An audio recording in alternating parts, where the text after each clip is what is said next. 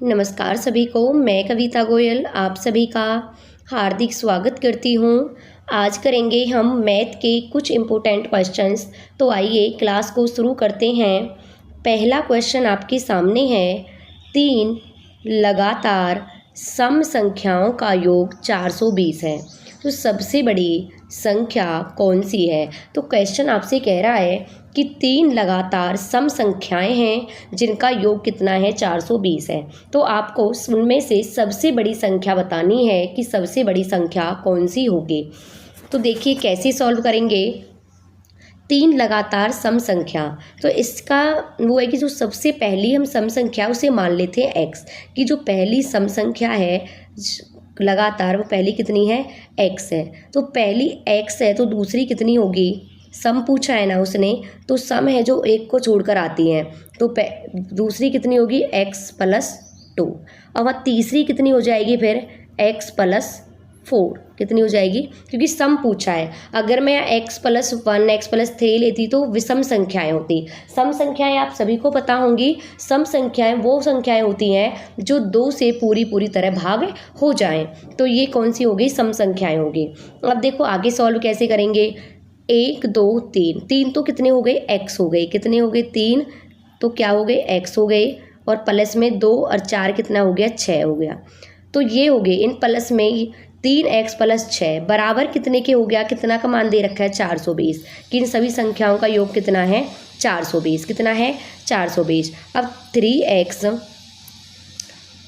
अब जब हम 6 को इधर लेके जाएंगे तो माइनस में चला जाएगा। अभी 6 किस में है, प्लस का 6 है, तो किस में चला जाएगा, माइनस में। तो 420 में से 6 माइनस करेंगे तो कितना हो जाएगा, 414, कितना बचेगा 414। अब देखो, अब 3x है और इधर कितना है 414 है, तो x की वैल्यू निकाल लेते हैं। x की वैल्यू कितनी होगी, जब 3 इधर जाएगा तो किस में हो जाएगा, डिवाइड में हो जाएगा, क्योंकि यहाँ किस में है, मल्टीप्लाई में है। तो 414 डिवाइड बाई कितना 3, जब हम 3 से इसे डिवाइड करेंगे तो क्या आएगा, 3 एकम 3, बचेंगे कितने, यहाँ से 11 हो गए, तो कितना हो गया 3 तिया 9, बचे कितने 2, 3 अट्ठे 24। तो x का मान कितना आ गया आपका 138, x का मान कितना आ गया 138। तो x का मान तो 138 आ गया, लेकिन उसने क्या पूछा है, उसने पूछा है सबसे बड़ी संख्या कौन सी थी। तो सबसे बड़ी संख्या कौन सी थी, x+4। तो x का मान जब 138 आया है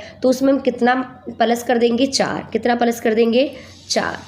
जब 138 में 4 प्लस करेंगे कितना आएगा, 142, कितना आएगा 142। तो सबसे बड़ी संख्या कौन सी थी, 142। सबसे छोटी पूछ ले तो सबसे छोटी कौन सी है, x का मान कितना 138, तो x की वैल्यू क्या हो गई 138। सबसे छोटी संख्या 138 है, दूसरे नंबर की कितनी हो जाएगी 140, और तीसरे नंबर की कौन सी हो जाएगी 142। तो 142 कौन से है में है, ऑप्शन बी में है। तो इसका राइट आंसर क्या होगा, 142। देखो फिर से समझ लेते हैं, छोटी संख्या क्या मानी x, फिर दूसरी उसने सम संख्या पूछी है, तो x+2 दूसरी हो गई, x+4 चौथी होगी। उसने कहा है कि लगातार हैं तीनों संख्याएं। तो यहाँ से सॉल्व करेंगे, 3x हो गए, प्लस में 4 और 2 कितने हो गए 6, बराबर कितने का हो गया 420 के। 3x जब हम 6 को इधर लेकर जाएंगे तो माइनस में हो जाएगा, 420 में से 6 माइनस करेंगे 414 होगा। अब यहाँ देखो x को हमने इधर रखा, यहाँ पर 3 क्या है मल्टीप्लाई में, तो इधर जाके क्या हो जाएगा डिवाइड में। जब इसे सॉल्व करेंगे तो x की वैल्यू कितनी आ गई, 138 आ गई। और 138 में जब हम 4 प्लस करेंगे, क्योंकि उसने सबसे बड़ी संख्या पूछी है, तो कितना आ जाएगा 142 आ जाएगा। ठीक है,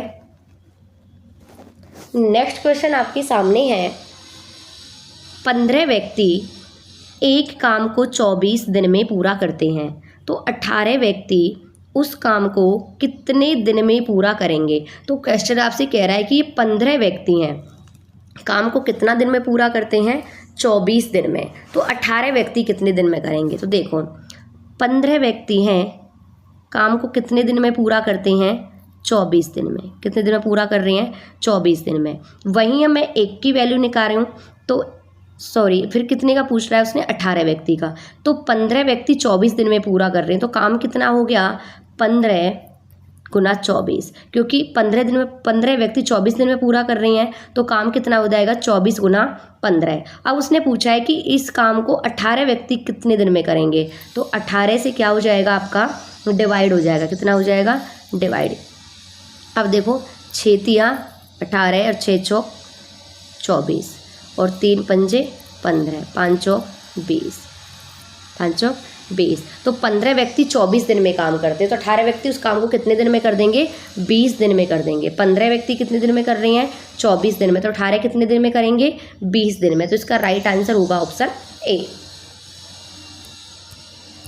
नेक्स्ट क्वेश्चन आपके सामने है, एक व्यक्ति अपनी चाल को 4/5 तक बढ़ा दे तो गंतव्य तक 4 मिनट पहले पहुंच जाता है, तो आज का समय ज्ञात कीजिए। तो क्वेश्चन कह रहा है कि एक व्यक्ति है जो अपनी चाल को 4/5 तक बढ़ा देता है। तो इसके कहने का मतलब ये है कि जो व्यक्ति पहले 4 की स्पीड से जाता था, अब वो कितने की स्पीड से जा रहा है, 5 की स्पीड से। कितने की स्पीड से, 5 की स्पीड से। जब उसने अपनी चाल को बढ़ाया, जब 4 की स्पीड से जा रहा था और जब उसने चाल को किया 5 की स्पीड से, तो टाइम में अंतर कितना आया कि वो 4 मिनट पहले पहुंच गया। जहां उसे जाना था, जब वो 4 की चाल से जाता था तो उसे 4 मिनट ज़्यादा लगते थे, आज वो 4 मिनट पहले पहुंच गया है। ठीक है, तो कैसे सॉल्व करेंगे, देखो नॉर्मल चाल यानी कि सामान्य और आज की प्रेजेंट चाल।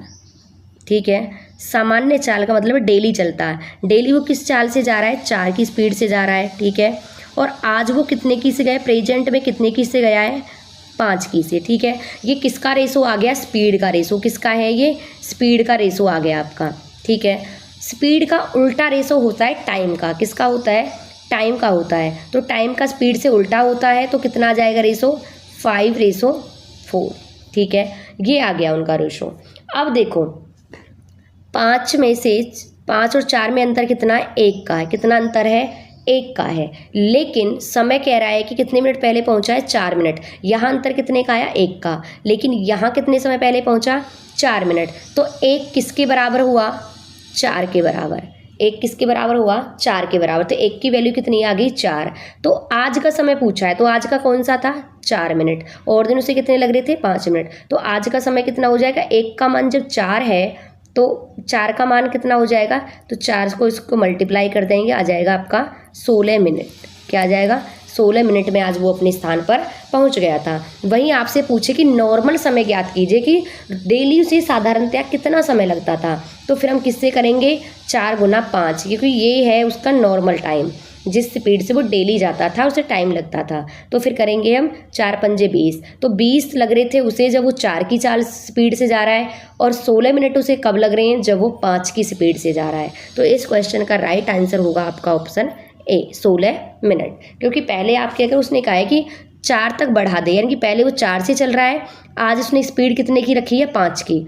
स्पीड का उल्टा होता है किसका, टाइम का रेशो। तो टाइम का रेशो इसका उलट हो गया। और यहाँ अंतर कितने का आया, 1 का। लेकिन क्वेश्चन कितने का बता रहा है, 4 का। तो 1 का मान कितने के बराबर हो गया, 4 के बराबर। और उसने आज का समय पूछा है, तो आज कितने, 4 मिनट। तो 1 का मान जब 4 है तो 4 का कितना हो जाएगा, 16 मिनट। ठीक है, नेक्स्ट क्वेश्चन आपके सामने है, देखो 2400 रुपये की धनराशि पर 20% ब्याज दर से 2 वर्ष का चक्रवृद्धि ब्याज ज्ञात करें। वो कह रहा है कि 24,000 रुपये की धनराशि है, 20% ब्याज की दर से 2 वर्ष का चक्रवृद्धि ब्याज कितना होगा। चक्रवृद्धि ब्याज वो होता है जो ब्याज पर भी ब्याज लिया जाता है, उसे कहते हैं चक्रवृद्धि ब्याज। ठीक है, जो ब्याज पर भी क्या लेते हैं, ब्याज लेते हैं। तो देखिए इसे सॉल्व कैसे करेंगे। सबसे पहले क्या है, मूलधन। मूलधन आपका कितना दे रखा है, 24,000। मूलधन कितना है, 24,000 है। दर कितनी है आपकी, 20% है। और समय कितना है, 2 वर्ष है। तो देखो कैसे सॉल्व करेंगे। सबसे पहले जो है ये हमें दर दे रखी है किसमें, परसेंटेज में। इसे बना लेते हैं हम किसमें से, परसेंटेज से हटा लेते हैं। तो कितना बनेगा, इसे हम फ्रैक्शन में बना लेते हैं। तो जब हम परसेंटेज को सॉल्व करेंगे इसको हटाने के लिए, तो हम कितना करेंगे, 20/100। कितना करेंगे, 20/100। तो 20 1 कम 20 और 20 पंजे 100। इसका मतलब है 5 रुपये पर कितने का ब्याज मिल रहा है, 1 रुपये का। कितने का मिल रहा है, 1 रुपये का। यानी कि 5 रुपये उसके क्या थे, मूलधन थे। ब्याज कितने का मिला, 1 रुपये का। तो ठीक है, तो ये तो आ गया 5 और ब्याज कितने का मिला, 1 का। तो 5 में 1 को जोड़ेंगे तो कितना हो जाएगा, 6। ठीक है। अब ऐसे पहले वर्ष 5 से 6 हुआ, दूसरे वर्ष भी क्या होगा, ब्याज पे ब्याज मिलेगा। कितने वर्ष का पूछा है, 2 वर्ष का, तो ऐसे ही हम फिर लिखेंगे 5 से 6, ठीक है। दो वर्ष का पूछा है तो 2 वर्ष लिखेंगे, 3 वर्ष का पूछता तो 3 वर्ष लिखते हैं ऐसे ही। अब इनको देखो मल्टीप्लाई करेंगे, 5 5 25 और 6 6 36।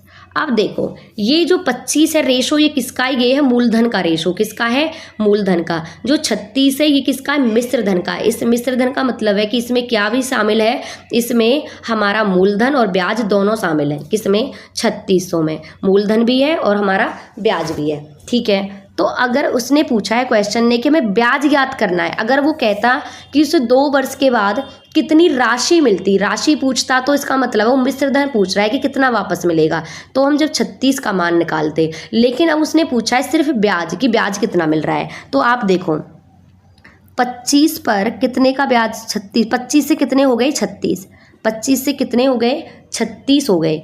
तो जब 25 से 36 हुए तो ब्याज कितना मिला, 11 रुपये का। कितना मिला, 11 रुपये का। 25 से कितना होगी उसकी राशि, मान लो 25 रुपये थे और कितने हो गए 2 साल में 36 हो गए, तो ब्याज कितने का मिला, 11 रुपये का मिला। अब देखो अब 25 का मान कितना दे रखा है, ये हमारा मिश्रण 25 किसके बराबर दे रखा है, 24,000 के बराबर। तो 25 किसके बराबर है, 24,000 के बराबर, ठीक है। तो 25 बराबर किसके है, किसके है, 24,000, ठीक है। तो 24,000 के बराबर निकालना कितने का है, हमें 11 का निकालना है। तो जिसका निकालना है उसे गुना करते हैं, जिसका दिया हुआ है उससे क्या करते हैं, डिवाइड करते हैं। तो 25 के बराबर कितना है, 24,000। तो अब देखो 24,000 डिवाइड बाई कितना, 25 और इनटू में कितना, 11, ठीक है। अब हम जब इसे 25 से सॉल्व करेंगे किसको, 24,000 को, तो 25 निम्मा 225, 25 निम्मा 225, बचेंगे कितने, 15, तो 150 हो जाएंगे। तो 15 छिक्के 150 और 0 बचेगी तो यहाँ 0 आ जाएगी, ठीक है। 960 इनटू में कितना हो गया, 11, यहाँ लिख लेते हैं। तो जब करेंगे तो 0 की तो पहले 0 ही आ जाएगी, ठीक है। फिर 11 छिक्के कितने होते हैं, 66, 66 का कितना आ गया, 6, कितना आ गया, 6, 11 निम्मा 99 हो गया और 6 हासिल के बच रहे थे, तो कितना हो गया, 99 में 6 जोड़ेंगे कितना हो गया, 105। तो आंसर आ गया 10,560। उसे ब्याज कितना मिला है, 10,560 मिला है। कितना मिला है, 10,560 मिला है। तो कौन से ऑप्शन में, ऑप्शन ए में। देखो फिर से देख लेते हैं, 24,000 रुपये की राशि है, 20% ब्याज दर से 2 वर्ष का चक्रवृद्धि ब्याज ज्ञात करें। तो सबसे पहले जो हमें ब्याज दर दे रखी है उसको हम परसेंटेज को हटाकर भिन्न में कर लेते हैं। तो जब हम परसेंटेज को हटाएंगे तो 100 से डिवाइड करेंगे, तो 20 एकम 20 और 20 पंजे 100। इसका अर्थ ये निकल के आया कि 5 रुपये पर ब्याज कितना मिला, 1 रुपये का। कितना मिला, 1 रुपये का। तो 5 से पहले साल में कितना हो गया, 6, और दूसरी साल में 5 से 6, क्योंकि 2 वर्ष का पूछ रखा है। तो पाने पाने 25, 6 6 36। ये मूलधन है और ये हमारा मिश्र धन है। इसमें क्या है, मूलधन और ब्याज दोनों शामिल है इस वाले रेशो में, ठीक है। लेकिन उसने पूछता कि उसे 2 वर्ष बाद कितनी राशि मिलती, राशि पूछता या मिश्र धन पूछता कितना मिलता टोटल, तो हम 36 का मान निकालते। लेकिन उसने राशि नहीं पूछी, उसने ब्याज पूछा है कि उसे ब्याज कितना मिला। तो 25 पर 25 से 36 हो गया, तो ब्याज कितना मिला, 11। कितना मिला, 11 का। 25 किसके बराबर है, ये हमारा मूलधन है। यहाँ तो 25 आया लेकिन दे कितने के बराबर रखा है, 24,000। तो 25 किसके बराबर, 24,000 के बराबर। निकालना कितने का है, 11 का। जिसका दिया हुआ होता है उसे डिवाइड में रखते हैं और जिसका निकालना होता है उससे गुना करते हैं। जब इसे हम सॉल्व करेंगे काट के तो आंसर आ जाएगा आपका 10,560। नेक्स्ट क्वेश्चन आपके सामने है, एक बच्चा घर से स्कूल 20 किलोमीटर पर हावर की चाल से जाता है और 30 किलोमीटर की चाल से क्या है, वापस आता है। औसत चाल ज्ञात कीजिए। उसने कहा है कि एक बच्चा है, घर से जा रहा है स्कूल, 20 किलोमीटर पर हावर्स की चाल से जाता है और 30 किलोमीटर पर हावर्स की चाल से क्या कर रहा है, वो वापस आ रहा है, ठीक है। तो कैसे सॉल्व करेंगे, देखो जब भी औसत दूरी निकालनी होती है तो दोनों साइड की काउंट करते हैं, इसलिए 2 से क्या करते हैं, मल्टीप्लाई करते हैं औसत चाल निकालने के लिए। आने और जाने की दोनों की निकालते हैं औसत। तो पहले करेंगे, देखो इसका जो फॉर्मूला था मैंने पहले वाली क्लास में भी बताया था, 2 इंटू XY प्लस में XY होता है। देखो ऐसे 2 इंटू में 20 30। फॉर्मूला भी याद नहीं रखना है, आप ऐसे याद रखना। औसत क्या बोला है, पहले दो जो पहली चाल है और दूसरी चाल है ऊपर दोनों को गुना कर देंगे, ठीक है। और औसत निकालने के लिए 2 से भी क्या करेंगे, मल्टीप्लाई करेंगे। नीचे क्या करेंगे, नीचे इन दोनों को जमा करके लिख देंगे। पहली चाल को और दूसरी चाल को क्या कर देंगे, प्लस करके नीचे लिख देंगे। ध्यान रखना औसत में 2 तो आएगा ही आएगा, ऊपर दोनों चाल का क्या करेंगे, गुना करेंगे, नीचे दोनों चाल की क्या है, प्लस करके नीचे लिख देंगे, तो आपकी औसत चाल निकल जाएगी, ठीक है। तो ऐसे सॉल्व करते हैं, कैसे, देखो 0 से 0 कट जाएगा, 5 चौके 20, 5 चौके 20, तो 4 तिया 12 और 12 दूनी 24। तो इसमें जो औसत चाल है वो आ गई 24 किलोमीटर पर हावर्स। कितनी आ गई, 24 किलोमीटर पर हावर्स आ गई औसत चाल। इसमें कुछ नहीं करना आपसे, जब आपसे पूछे कि इतने किलोमीटर की चाल से गया और इतने किलोमीटर की चाल से वापस आया तो औसत चाल बताइए, तो 2 तो मल्टीप्लाई में आएगा ही औसत चाल के लिए।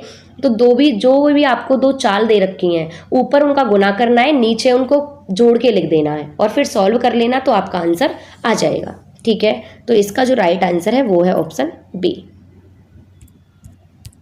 नेक्स्ट क्वेश्चन है, एक व्यक्ति यदि 24 किलोमीटर पर हावर्स की चाल से जाए तो वह 10 मिनट पहले पहुंचता है।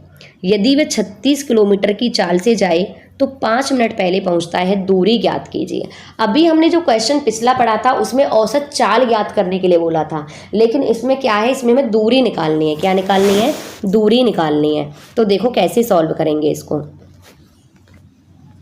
देखो उसने कहा है कि 24 किलोमीटर की चाल से वापस जाता है और 36 किलोमीटर की चाल से, एक व्यक्ति 24 किलोमीटर की चाल से जाए तो वह 10 मिनट पहले पहुंचता है, 36 किलोमीटर की चाल से जाता है तो 5 मिनट पहले पहुंचता है। दूरी ज्ञात कीजिए। इसमें औसत चाल नहीं पूछी, दूरी पूछी है, तो 2 से तो मल्टीप्लाई करेंगे ही नहीं यहाँ पर। यहाँ कैसे करेंगे, जब उसे दूरी निकालनी हो आपको और 2 चाल दे रखी हो, तो सबसे पहले 2 चाल ऊपर तो इनका क्या करेंगे, मल्टीप्लाई, क्या करेंगे, मल्टीप्लाई करेंगे, ठीक है। 24 मल्टीप्लाई में कितना आ जाएगा आपका, 36। कितना आ जाएगा, 36। नीचे जब हम औसत चाल निकाल रहे थे तो नीचे दोनों का क्या कर रहे थे, प्लस कर रहे थे। चाल जुड़ रही है आपस में, क्योंकि इस चाल से गए उस चाल से वापस आए तो जुड़ेंगी, लेकिन इसमें जुड़ेंगी नहीं। इसमें क्या है, वो कह रहा है कि इतने किलोमीटर से जाता है तो इतने मिनट पहले पहुंचता है, इतने किलोमीटर से जाता है तो इतने मिनट पहले पहुंचता है। तो इसमें डिफरेंस लिया जाएगा चाल का। क्या लिया जाएगा, डिफरेंस। तो 24 और 36 में से डिफरेंस यानी कि माइनस करेंगे, घटाएंगे, इन दोनों में से घटाना है। तो नीचे कितना आ जाएगा आपका 12। 36 में से 24 माइनस होंगे, कितना आ जाएगा आपका 12, ठीक है।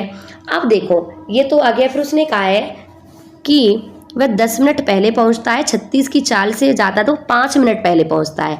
पहले वो कितने मिनट पहले पहुंच रहा था, 10 मिनट पहले, लेकिन अब वो कितने मिनट पहुंच रहा है, 5 मिनट पहले। लेकिन जब वो उसने चाल बढ़ाई तो कितने मिनट को बचाया, कितने मिनट को बचाया, 5 मिनट ही बचाई ना। पहले 10 पहुंच रहा था और अब वो 5 मिनट पहले पहुंच रहा है, तो टाइम में अंतर कितने का आया, 5 मिनट का। कितने का आया दोनों में, 5 मिनट का। तो मल्टीप्लाई में कितना कर देंगे, 5। और हमारा ये जो चाल है वो किलोमीटर पर हावर्स में दे रखी है, और जो हमारी दूरी है वो भी किलोमीटर में दे रखी है, इसलिए हम इस मिनट को भी किस में कन्वर्ट कर लेंगे, हावर्स में। और जब हम मिनट को घंटे में बदलते हैं तो किससे डिवाइड करते हैं, 60 से। कितने से करते हैं, 60 से। तो इस मिनट को जब हमने घंटे में बदला तो किस में से डिवाइड किया, 60 से डिवाइड किया। अब आप इसे क्या है, आप सॉल्व कर लीजिए। देखो 12 से काटेंगे तो 12 दूनी 24, ठीक है। 12 दूनी कितना हो गया, 24। इसे 5 से काट लेते हैं तो कितनी बार जाएगा, 12 पंजे 60, 12 बार। अब इसे 12 से काट लेते हैं, 12 तिया 36, ठीक है। अब इन 2 और 3 को गुना करते तो आ जाएगा 6। तो दूरी आपकी कितनी आ गई, 6 किलोमीटर। कितनी आ गई, 6 किलोमीटर क्या आ गई, दूरी आ गई आपकी। तो फिर से देखो पहले आपसे जो पहले वाला क्वेश्चन में, इसमें कंफ्यूज मत होना। पहले वाले में आपसे औसत चाल पूछी है और इसमें दूरी पूछी है। तो व्यक्ति 24 किलोमीटर की चाल से जा रहा है और एक बार वो 36 से जा रहा है, दोनों को मल्टीप्लाई करेंगे। दूरी पूछी है तो चाल का, क्योंकि उनसे टाइम का भी तो दे रखा है, टाइम का डिफरेंस भी हमें निकालना है, जैसे चाल का भी हम क्या लेंगे, डिफरेंस लेंगे। तो 36 में से 24 को माइनस करेंगे 12। अब 10 मिनट पहले पहुंचा और अब क्या है, वो 5 मिनट क्या हुआ है, पहले पहुंचा। तो 10 में से जो कितने मिनट को बचाया, 5 मिनट का अंतर आया ना, पहले 10 से 5 है तो 5 मिनट का अंतर आया, पहले ही यहाँ पहुँच रहा है, पहले ही यहाँ पहुँच रहा है, ठीक है। तो 5 मिनट का अंतर आया तो 5 को लिखेंगे, मिनट को घंटे में बदलने के लिए 60 लिखेंगे नीचे। इसको जब आप सॉल्व करोगे तो आपका आंसर आ जाएगा 6 किलोमीटर। नेक्स्ट क्वेश्चन आपके सामने है, देखिए, कुछ आदमी एक काम को 8 दिन में पूरा कर सकते हैं। यदि 3 आदमी और आ जाएं तो कार्य 2 दिन पहले समाप्त हो जाएगा। बताइए कितने आदमी काम कर रहे हैं। तो क्वेश्चन आपसे कह रहा है, देखो कुछ आदमी है, आदमी नहीं पता कितने हैं, किसी काम को कितने दिन में पूरा कर लेते हैं, 8 दिन में पूरा करते हैं। यदि उसी में 3 आदमी और आ जाएं तो काम कितने दिन पहले खत्म हो जाएगा, 2 दिन पहले। तो आपको बताना है कि कितने आदमी कार्य कर रहे थे पहले, ठीक है। अब देखो कैसे सॉल्व करेंगे। आदमी का नहीं पता तो हम देख लेते हैं मैन, लिख लेते हैं मैन, यानी कि आदमी एम से डिनोट कर लेते हैं मैन, नहीं पता एम है, ठीक है। अब कितने दिन में काम पूरा कर रहे हैं, 8 दिन में। कितने दिन में पूरा कर रहे हैं, 8 दिन में, ठीक है। अब बराबर देखो, आगे की देखो, ठीक है। एम आदमी है, 8 दिन में काम को पूरा कर रहे हैं। उसने कहा यदि 3 आदमी और आ जाएं, तो इसमें क्या है, हमने आदमियों की वैल्यू कितनी रखी है, एम। तो उसने कहा कि 3 और आ जाएं, तो 3 यानी कि एम में 3 और प्लस हो जाएं, ठीक है। तो काम कितने दिन पहले हो जाता है, 2 दिन पहले, यानी कि काम अब 8 दिन में हो रहा है तो कितने दिन में हो जाएगा, 6 दिन में। उसने कहा कि काम 2 दिन पहले समाप्त हो जाता है। तो पहले काम कितने दिन में हो रहा था, 8 दिन में, 2 दिन पहले समाप्त हो जाएगा तो काम कितने दिन में होगा, 6 दिन में। तो मल्टीप्लाई किससे कर देंगे, 6 से। इक्वेशन बन गई, सॉल्व कर लेते हैं। देखो 8m हो जाएगा, यहाँ पे कितना हो जाएगा, 8m। मल्टीप्लाई करेंगे कितना हो गया, 8m। यहाँ मल्टीप्लाई करेंगे 6m और 6 तिया 18, ठीक है, हो गया। अब देखो जब इस 6 को इधर लेके आएंगे हम, मैन में से मैन माइनस कर देंगे, 6 को इधर लेके आएंगे तो ये अभी प्लस में, तो किस में आ जाएगा, माइनस में। कितने आ जाएगा, माइनस में। तो माइनस में आएगा, जब 8 में से 6 माइनस करेंगे तो कितना बचेगा, 2 बचेगा। कितना बचेगा, 2 बचेगा। कितना बचेगा, 2m। देखो इधर आएगा 6, माइनस में जाएगा, जब 8 में से 6 को माइनस करेंगे तो कितना बचेगा, 2 बचेगा। इधर कितना रह गया आपका, 18। कितना रह गया, 18। अब हमें m की वैल्यू निकालनी है, किसकी, m की वैल्यू निकालने के, अभी 2 ये गुना में है तो किस में चला जाएगा, भाग में। किस में चला जाएगा, भाग में। अब इसे सॉल्व करेंगे तो आंसर कितना आ जाएगा, 9। तो पहले कितने आदमी काम कर रहे थे, 9 मैन, यानी कि 9 आदमी पहले काम कर रहे थे, ठीक है। देखो फिर से देख लो एक बार। उसने कहा था कि कुछ आदमी एक काम को 8 दिन में पूरा कर सकते हैं। उसने आदमी नहीं बताए तो हमने आदमी को मैन मान लिया, मैन को एम में से डिनोट कर लिया कि आदमी मैन कितने हैं, एम है, ठीक है। कितने दिन में काम कर रहे हैं, 8 दिन में। अब देखो आगे वो क्या कह रहा है, यदि 3 आदमी और आ जाएं तो काम 2 दिन पहले समाप्त होगा। इसके मतलब जो एम आदमी काम कर रहे हैं उसमें 3 और आगे, तो m + 3 काम कितने दिन में पूरा हो रहा है, 2 दिन पहले, 6 दिन में। अब इसे सॉल्व करेंगे, इन दोनों को मल्टीप्लाई करेंगे तो 8m आ जाएगा। यहाँ से मल्टीप्लाई करेंगे तो 6m और 6 तिया 18। जब 6m को इधर लेकर आएंगे तो माइनस में चला जाएगा, तो 8 में से जो 6 माइनस करेंगे तो कितना आएगा, 2m आएगा। यहाँ कितना बचा, 18। m की वैल्यू निकालनी है कि हमें उसने पूछा है कि बताइए कितने आदमी काम कर रहे थे, तो m की वैल्यू चाहिए। तो जब m की 2 को इधर लेके जाएंगे तो किस में चला जाएगा, भाग में। हम सॉल्व करेंगे तो आंसर कितना आ जाएगा, 9। तो पहले आपके कितने आदमी काम कर रहे थे, 9 आदमी काम कर रहे थे, ठीक है। नेक्स्ट क्वेश्चन आपके सामने है, देखो एक रेलगाड़ी एक खंबे को 12 सेकंड में पार कर सकती है, पर नहीं है, पार कर सकती है, ठीक है। 400 मीटर लंबे प्लेटफॉर्म को 18 सेकंड में पार करती है, तो रेलगाड़ी की लंबाई ज्ञात कीजिए। देखो क्वेश्चन को समझने की कोशिश करना। जब रेलगाड़ी मैंने कल वाली क्लास में भी बताया था, जब रेलगाड़ी किसी खंबे को पार करती है तो इसका मतलब सिर्फ उसने जितनी रेलगाड़ी की लंबाई उसी दूरी को पार किया है, उसी दूरी को तय किया है, खंबे की कोई लंबाई नहीं होती। ठीक है, जब रेलगाड़ी किसी प्लेटफॉर्म को पार करेगी या किसी पुल को पार करेगी या किसी सुरंग को पार करेगी तो वो दोनों की दूरी चलेगी, अपनी भी जो रेलगाड़ी की लंबाई होगी और वो भी जो किसी पुल, सुरंग या फिर स्टेशन की या प्लेटफॉर्म की लंबाई होगी, दोनों की लंबाई तय करती है वो गाड़ी।